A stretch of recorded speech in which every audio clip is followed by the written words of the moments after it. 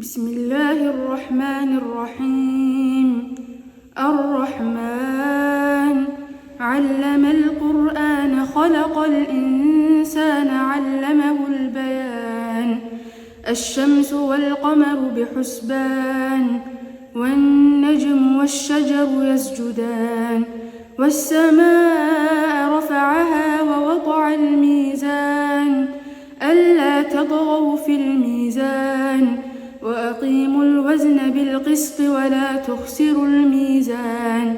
والأرض وضعها للأنام فيها فاكهة والنخل ذات الأكمام والحب ذو العصف والريحان فبأي آلاء ربكما تكذبان.